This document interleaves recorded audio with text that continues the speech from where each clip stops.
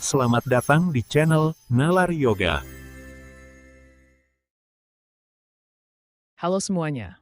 Pernahkah kalian bertanya-tanya, mengapa sinyal HP tiba-tiba hilang saat berada di dalam lift? Sederhananya, lift seringkali bertindak seperti kandang Faraday. Dinding logam lift menghalangi gelombang radio dari menara seluler di luar gedung, sehingga HP kesulitan terhubung ke jaringan. Bayangkan lift sebagai perisai yang melindungi dari sinyal. Mari kita bahas efek kandang Faraday.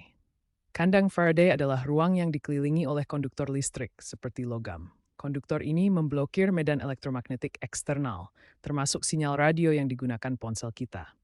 Dinding logam lift menyerap atau memantulkan sinyal radio, mencegahnya masuk atau keluar dari lift. Semakin tebal dan rapat logamnya, semakin kuat efek kandang Faraday-nya. Ibaratnya, sinyal terjebak di luar lift. Sekarang mari kita bahas faktor-faktor yang mempengaruhi kekuatan hilangnya sinyal di dalam lift. Tidak semua lift memiliki efek yang sama kuatnya. Perviat, ketebalan dinding lift. Semakin tebal dinding, semakin kuat sinyal terblok. Ini seperti dinembet sedang with this strength. Kedua, bahan konstruksi. Lift dari baja memblokir sinyal lebih efektif daripada lift dengan panel kaca atau transparan. Lift kaca memungkinkan sinyal lebih baik, meskipun tidak sempurna karena masih ada komponen logam.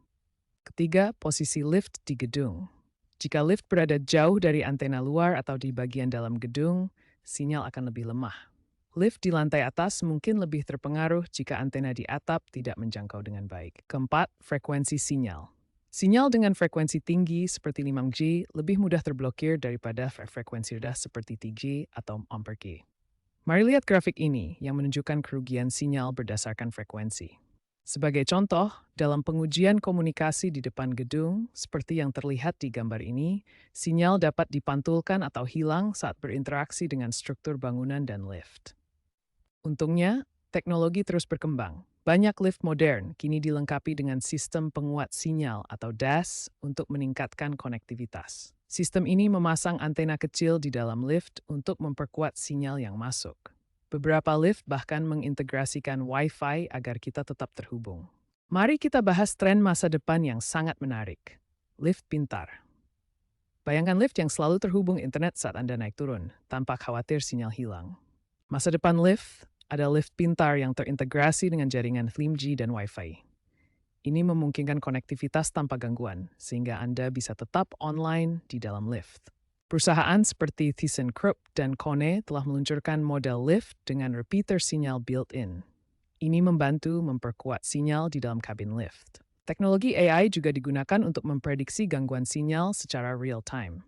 Misalnya, AI bisa mendeteksi jika sinyal akan lemah dan menyesuaikan repeater secara otomatis. Di masa depan, masalah sinyal di lift akan berkurang drastis dengan adopsi antena cerdas dan bahan konstruksi non-logam.